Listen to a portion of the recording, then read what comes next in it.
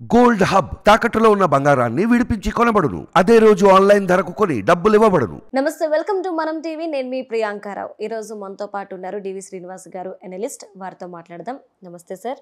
నమస్తే సార్, ఇప్పుడు ఏపీలో ఎలక్షన్ టైం దగ్గర పడుతున్న నేపథ్యంలో వాలంటీర్ వ్యవస్థ మీద వార్ అనేది కొనసాగుతుందంటే ఇటు వైఎస్ఆర్సీపీ ఇటు టీడీపీ ఇరువురు కూడాను ఈ వార్ని కొనసాగిస్తున్నారు. ఈ నేపథ్యంలో ఎలక్షన్ కమిటీ వచ్చేసి వాలంటీర్లు ఏదైతే పెన్షన్లు ఇస్తున్నారో ఇంటింటికి తిరిగి అవి ఆపేయండి, మీరు ఇవ్వడానికి వీల్లేదు ఎలక్షన్ నేపథ్యంలో అని చెప్పారు. అసలు దీని అంతటినీ ఎలా చూడాలి అంటారు ఈ ఇరువురి వాదనలు విన్నాక? వాలంటీరు వ్యవస్థ అనేది ఇవాళ గ్రామాన వార్డున ఇంటింటికి కనెక్ట్ అయిపోయింది. గత 5 ఏళ్లలో జగన్మోహన్ రెడ్డి పెట్టినటువంటి ఈ వ్యవస్థ ద్వారా సాధించినటువంటి అభివృద్ధి, పొందినటువంటి ప్రయోజనం ఎంతవరకు ఉందో కానీ ఏం జరిగిందంటే ఈ పదం బాగా ప్రజల్లోకి వెళ్ళింది. ఇప్పుడు ఈ వాలంటీర్లని క్లెయిమ్ చేసుకోవటంలో పోటీ పడుతున్నాయి పార్టీలు కూడా. వాలంటీర్లే తన బ్రాండ్ అంబాసిడర్లని, జగనన్న సైన్యం అని, 98% మా వాళ్ళేనని వైసీపీ వాళ్ళే అనేక సందర్భాల్లో అనేక చోట్ల 5 ఏళ్లుగా క్లెయిమ్ చేసుకున్నారు. అప్పుడు మరి కేంద్ర ఎన్నికల సంఘం దానిపైన దృష్టి పెట్టింది. వీళ్ళు పార్టీ మనుషులు అనేది బలంగా నమ్మిన దీంట్లో వాళ్ళ ద్వారా పింఛన్లు పంపిణీ చేయొద్దు, ప్రభుత్వ ఉద్యోగుల ద్వారా చేయమని. ఒక కేంద్ర ఎన్నికల సంఘమే కాదు, గతంలో హైకోర్టు కూడా అనేక సందర్భాల్లో వ్యాఖ్యలు చేసింది. అసలు వీళ్ళేంటి, బెనిఫిషియరీస్ ఎంపిక వీళ్ళ ద్వారా ఎందుకు జరుగుద్ది, ప్రభుత్వ ఉద్యోగుల మీద నమ్మకం లేక వీళ్ళని తీసుకొచ్చారా, ఇలా హైకోర్టు జడ్జీలే కామెంట్స్ మనం చూసాం. అక్కడ ఉన్నటువంటి సర్ప్ CEO కూడా బోన్లో ఉండాల్సిన పరిస్థితి అన్నమాట. ఇప్పుడు కేంద్ర ఎన్నికల సంఘం ఇచ్చిన ఆదేశాలకు రాజకీయ రంగు బులుపుతున్నారు. దీనిపైన కేంద్ర ఎన్నికల సంఘం దృష్టి పెట్టాలి. ఎందుకని వాళ్ళ ఆదేశాలు ఇచ్చింది ఎవరు? సిఈసి ఇచ్చిన ఆదేశాలను అమలు చేయాలే తప్ప అది తెలుగుదేశం మీదకో, బీజేపీ మీదకో, పవన్ కళ్యాణ్ మీదకో తొయ్యకూడదు. ఇప్పుడు చంద్రబాబు, పవన్ కళ్యాణ్, పురంధేశ్వరి వీళ్ళు కలిసి కుట్రబన్ని ఏదో ఆపినట్టుగా ప్రచారం చేస్తున్నారు. అసలు ఈసీ ఆదేశించింది ఏంటి? పింఛన్లు ఆపమందా? ఈసీ పింఛన్లు ఆపమలేదు, వాలంటీర్ని ఆపమంది. ఇప్పుడు వాలంటీర్లను ఆపమంది కానీ పింఛన్లు ఆపమని లేదు. అంటే వాలంటీర్ల ముసుగులో పింఛన్లు ఆపేయాలన్న కుట్ర జరుగుతోంది, మనం చూస్తున్నాం. ఇప్పుడు 3 రోజులు సెలవులు, గుడ్ ఫ్రైడేనో, ఈస్టరో, లేకపోతే year ending, financial year ending, దాంట్లో లెక్కలు చూసుకుంటూ 3వ తారీఖు వరకు నుంచి ఇస్తూ ఉన్నారు పింఛన్లు. ఇది సాక్షిలో కూడా వచ్చింది. ఏంటి, 3వ తారీఖు నుంచి పింఛన్ల పంపిణీ ఉంటుందని. అసలు ఫైనాన్షియల్ క్లోజర్ అని కానీ 2-3 రోజులు సెలవులని కానీ ముందే ఎందుకని ఆలోచించుకోలేదు? అంటే వీళ్ళకి ఇచ్చేటటువంటి పింఛన్లకు ఇచ్చేటువంటి 1900 కోట్లు కూడా లేకుండా ఎందుకు ఖాళీ చేశారు ట్రెజరీ? కుట్ర కోణం ఇక్కడే కనపడుతుంది. 15 రోజుల్లో 13,000 కోట్లు డ్రా చేశారు. ఒక్క శుక్రవారమే 3,300 కోట్లు డ్రా చేశారు. అంటే ఏంటి, ఖజానా ఖాళీ చేయాలన్న కుట్ర కోణం కనపడుతుంది.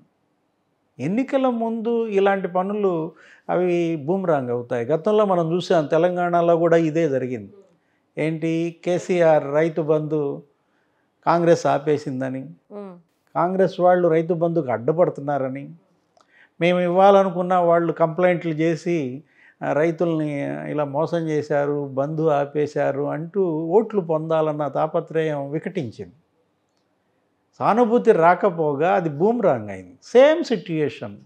కానీ ఇటు మరి వైసీపీ వచ్చేసి డిఫరెంట్గా వాదిస్తుందంటే, ఇప్పుడు ఎలా ఇవ్వాలి, 60 ఏళ్ళు నిండిన వాళ్ళు వృద్ధులకే కదా పింఛన్లు ఇస్తున్నాము, 60-70 సంవత్సరాలు ఉన్నటోళ్ళు ఆ ఆఫీసులకు వచ్చి తీసుకోవాలి, పంచాయతీకి వచ్చి తీసుకోవాలంటే చెల్లదు కదా, ఎండాకాలము, సో మండుటెండ నడినెత్తున ఉంటుంది ఎండ అని చెప్పేసి వారు వాదనలు వినిపిస్తున్నారు. అంటే దీన్ని ఎలా చూడాలి? నిజంగానే ఒక విధంగా చెప్పాలంటే అంతటి ఆ వయసులో ఉన్న వాళ్ళు అక్కడికి వెళ్ళి డబ్బులు తీసుకోవడం అనేది కొంచెం కష్టమైన వ్యవహారం కదా. అంటే కేంద్ర ఎన్నికల సంఘం ఇంటింటికి పంపిణీ ఆపేయమందా? సచివాలయంలోనే ఇవ్వమని చెప్పలేదు కదా. ప్రభుత్వ ఉద్యోగులతో డిస్ట్రిబ్యూట్ చేయించండి అని. ప్రభుత్వ ఉద్యోగులు వీళ్ళ దగ్గర లేరా? ప్రతి సచివాలయంలో సిబ్బంది ఉన్నారు. 1,25,000 మంది సిబ్బంది వాళ్ళు ఉన్నారు. గ్రామ కార్యదర్శులు ఇంకో 35,000 మంది ఉన్నారు. ఏ విధంగా చూసుకున్నా కానీ వీళ్ళ దగ్గర 1,40,000 మంది ఉన్నారు. ఒక్కొక్కళ్ళకి 45 పింఛన్లు వస్తాయి. 2-3 రోజుల్లో పంపిణీ చేసేయచ్చు, ఇంటింటికి వెళ్ళి ఇవ్వచ్చు అన్నమాట.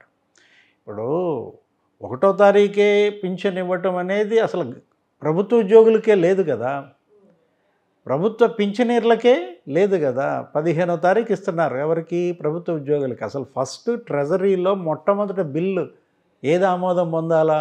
గవర్నమెంట్ ఉద్యోగుల జీతాలు ముందు, అవే ఆపేస్తున్నాం. 15 రోజుల తర్వాత ప్రభుత్వ ఉద్యోగి జీతం తీసుకుంటున్నప్పుడు ఈ పింఛన్ల పంపిణీని కూడా దీని ద్వారా రాజకీయ లాభాలు పొందాలనుకోవటం తప్పు. ఏది ముసలాళ్ళకి ఇచ్చేటువంటి పింఛన్ ఆపేశారు అని తెలుగుదేశం మీదో బీజేపీ మీదో జనసేన మీదో నిందేస్తే వాళ్ళ మీద వీళ్ళు కంటు పెట్టుకుని వీళ్ళకేదో ఓట్లు పడతాయనుకుంటే బూమ్రాంగ్ అవుతుంది. మనకు అదే తెలంగాణలో ఉదాహరణ అన్నమాట. సార్, అంటే ఇంకొకటి టీడీపీ ఆరోపణ ఒక విధంగా ఉంది. అంటే మీరు అన్నట్టు ఎలక్షన్ కమిషన్ వాలంటీర్ని ఆపమంది కానీ ప్రభుత్వ ఉద్యోగులతో ఇప్పించండి అని చెప్పేసి అంటుంది. ఇదే నేపథ్యంలో ఇప్పుడు మనకి విఆర్ఓలు ఎంఆర్ఓలు వీళ్ళు ఉన్నారు. సో వాలంటీర్ వచ్చేసి ఒక్కొక్క వాలంటీర్కి 50 ఇల్లో 60 ఇల్లో ఇస్తుంది కాబట్టి చాలా ఫాస్ట్ వర్క్ అనేది అవుతుంది. మరి ఇక్కడ మనకున్న ఎంప్లాయీస్ చూసుకుంటే తక్కువ మంది ఉన్నారు కదా, విఆర్ఓలు కావచ్చు ఎంఆర్ఓలు కావచ్చు. సో వీరు సచివాలయ సిబ్బంది 1,35,000 మంది ఉన్నారు. 2.5 లక్షలేమో వాలంటీర్లు ఉంటారు, వీళ్ళు 1,35,000 మంది ఉంటారు. సచివాలయ సిబ్బందిని వినియోగించుకోండి. ఇది ఇప్పుడే కాదు, కేంద్ర ఎన్నికల సంఘం గతంలో కూడా చెప్పింది.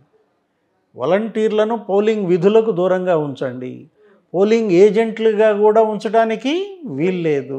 సచివాలయ సిబ్బందిని వాడుకోండి, కానీ వాళ్ళకు కూడా మీరు ఏం చేస్తారు, ఇంక్ వేసే డ్యూటీ మాత్రమే అప్పచెప్పండి అని ఆదేశాలు స్పష్టంగా ఇచ్చినప్పుడు వాళ్ళను ఉపయోగించుకోండి.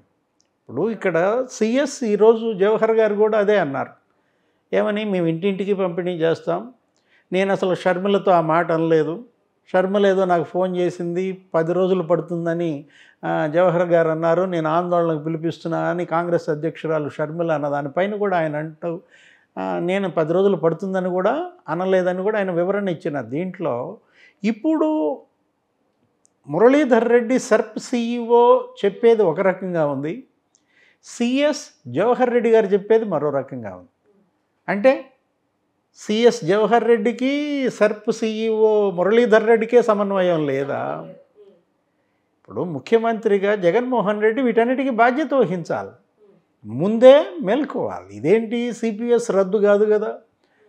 ఇప్పుడు సజ్జల గారు అన్నారు మా వాడికి ఏదో అవగాహన లేక హామీ ఇచ్చాడు అంటానికి. అది ఎప్పుడు నువ్వు ముఖ్యమంత్రి కాకముందు, అప్పుడు అవగాహన లేదంటే అర్థం చేసుకుంటారు. ఇప్పుడు 5 ఏళ్ళు ముఖ్యమంత్రిగా 5వ సంవత్సరం ఎన్నికల ముందు పింఛన్లు ఆపేయటం అంటే అది కూడా దీన్ని సాకుగా చూపించి సిటిజన్ ఫోరం ఫర్ డెమోక్రసీ దాని మీద ఆరోపణలు చేస్తారు. రమేష్ కుమార్ ఏదో ఫిర్యాదులు చేశారు, వాలంటీర్లను టార్గెట్ చేశాడు, రమేష్ కుమార్ టీడీపీ కార్యకర్త, ఈ టైప్లో. Citizen forum for democracy Ramesh Kumar ఒకడే ఉన్నాడా? దాని సెక్రటరీ ఎవరు? లక్ష్మణ్ రెడ్డి. లక్ష్మణ్ రెడ్డి ఎవరు? నిన్నటిదాకా జగన్ క్యాబినెట్లో ఆయన మద్యపాన నిషేధ కమిటీ చైర్మన్, క్యాబినెట్ హోదా ఎవరికి? లక్ష్మణ్ రెడ్డికి జగన్మోహన్ రెడ్డి ఇచ్చిన అపాయింట్మెంట్ అది. జన విజ్ఞాన సమితి అధ్యక్షుడు. మద్యపాన నిషేధ కమిటీకి ఆయన చైర్మన్గా నువ్వే పెట్టుకున్నావు. అదే కదా citizen forum for democracy. Subbanna ఎవరు? నీ సుబ్బన్న, ఎల్వి సుబ్రహ్మణ్యం దానిలో ఒకడు. నీ తొలి CS Jaganmohan Reddy first CS ఆయన. పివి రమేష్ అందులో ఒక సభ్యుడు. ఎవరా పివి రమేష్? మీ సీఎంఓలో, జగన్మోహన్ రెడ్డి సీఎంఓలో ప్రిన్సిపల్ సెక్రటరీ.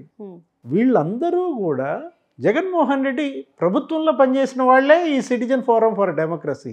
రమేష్ కుమార్ మీద నిందేసి వాళ్ళ యొక్క ఆ పోరాటాన్ని మనం అవహేళన చేయడం కరెక్ట్ కాదు. Right. Okay, thank you so much sir.